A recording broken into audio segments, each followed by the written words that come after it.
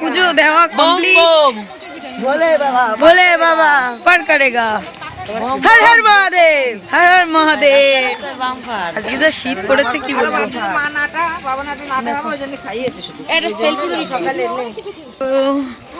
কি সুন্দর গোলাপ গাছে সকালবেলা দেখ, গোলাপ দেখ মাম্পি, ও মাম্পি গোলাপ দেখ। এই জায়গায় ফটো উঠবে ভালো।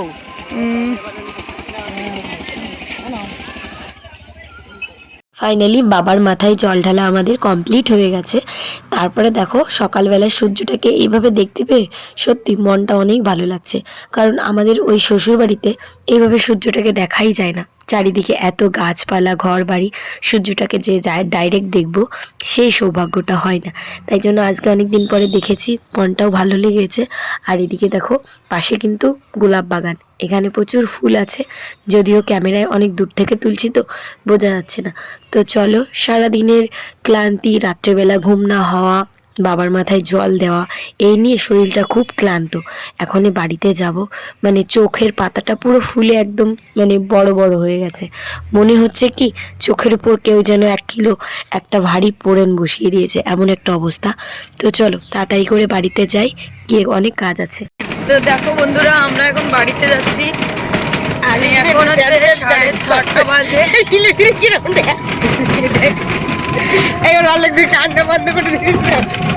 চলো, মানে ফোনে তো চার্জ নেই বলছিলাম। এই যে বর্ণালী, ওই যে জেঠিমা, এই যে বড় মা সামনে বসছে।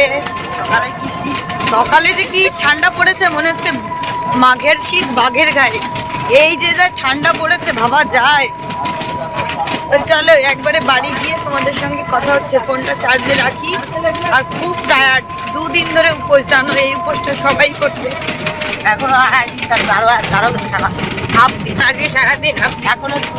এখনো আমরা কিন্তু ভাত খেতে পারবো না, আমরা ব্রাহ্মণের কাছ থেকে জেনে এসছি। তো আমরা বাড়ি গিয়ে ওই একটু ফল প্রসাদ খাবো, আর একবারে পালন করে তারপরে আমরা অন্ন খাবো, তাই না?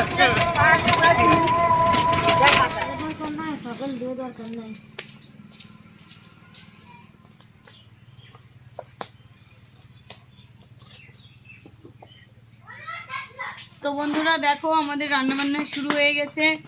আমরা এখন খিচুড়ি রান্না করছি বালক সভা দেওয়ার জন্য। বাড়িতে এসেছি কালকে পরশুদিনকে থেকে কি অবস্থা। তো আমি আর মাসি রান্না করছি, আমিই মেন রাঁধুনি। তো মাসিকে বললাম যে মাসি তুমি এইভাবে করো, আর মাসি আমার সাথ দিচ্ছে। আর আমার আর বোনগুলো সব ঘুমোচ্ছে। মাসি আমার আর বোনগুলোর কথা একটু বলো, কি অবস্থা। ওরা সব একটা ঘুমাচ্ছে, আবার বললে পরে দোষ হয়ে যাবে। এই যে 1 কড়াই খিচুড়ি রান্না করছি, দেখো 1 কড়াই।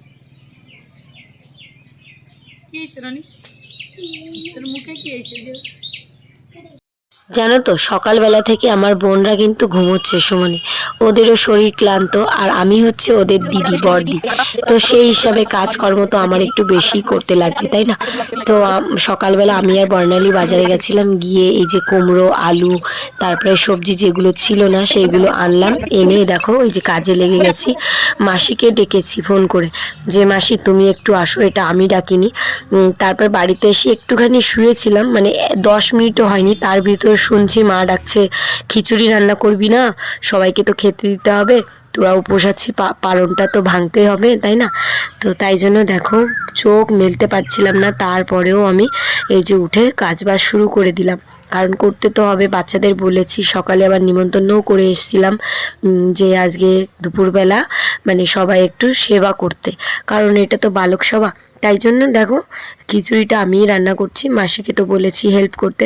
তো আমি কি প্রসেসে রান্না করছি, প্রথমে আমি তেল দিয়ে আলুটাকে ভেজে নিয়েছি, সেই তেলের ভিতর চাল ডাল দিয়ে, ডালটা আগে ভেজে নিয়েছিলাম, চাল ডাল দিয়ে ভালো করে মানে ভেজে জল দিয়ে দিচ্ছি। যখন জলটা ফুটে এসেছে তার ভিতর দিয়ে দিচ্ছি লঙ্কা বাটা, আর এই যে মটর সিদ্ধ করে রেখেছিলাম, তো সেই মটরটাকে এখন যখন ফুটে এসেছে চালটা তখন আর কি দিয়ে দিচ্ছি। আর ঘরের ভিতর আমি একটা মশলা করেছি, যেটার ভিতর ছিল জিরে, শুকনো লঙ্কা, তেজপাতা, তারপরে হচ্ছে গোটা গোটা গরম মশলা, আর হচ্ছে মানে ধনে এগুলো শুকনো খোলায় ভেজে ভালো করে গুঁড়ো করে নিয়েছি, যাতে এইটার ভিতর খিচুড়ির ভিতর দিলে ফ্লেভারটা ভালো আসে। আর ফোড়নের জন্য তেজপাতা, শুকনো লঙ্কা আর হচ্ছে পাঁচফোড়ন দিয়ে ফোড়নটা দিয়ে নেব।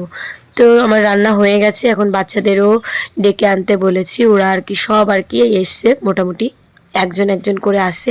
তো এই যে দেখো আমাদের উঠোনের সামনেই, মানে আমাদের বাড়ির এই দিকটায় একটা চট পেতে দিয়েছি, এখানেই খেতে দেবো। আর আমার বড় মা উপোস আছে, বড় মা হচ্ছে ঠাকুর ঘরে রান্না বান্না করছে, যেহেতু ঠাকুর ঘরে ভোগ দেবে। তো আমরা যেহেতু বাচ্চাদের বালক সভা করব, বাচ্চাদের একটু তাড়াতাড়ি করেই দিয়ে দিই।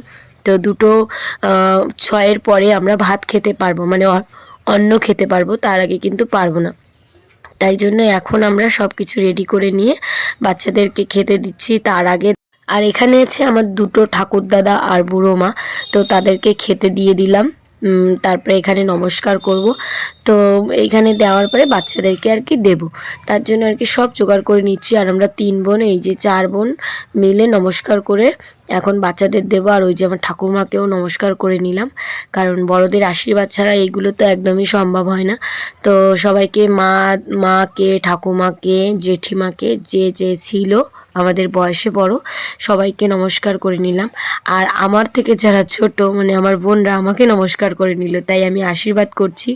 তো এই যে বান্টি জামাইবাবুকে নমস্কার করছে। চলো বাচ্চাদেরকে এখন খেতে দিয়ে দিই। আর আজকে না ঝালটা একটু কম দেওয়ার চেষ্টা করেছি, কারণ বাচ্চাদের বালক সভা, ওরা যদি খেতে না পারে সেই জন্য। আর এই যে সবাইকে খেতে দিয়ে দিলাম।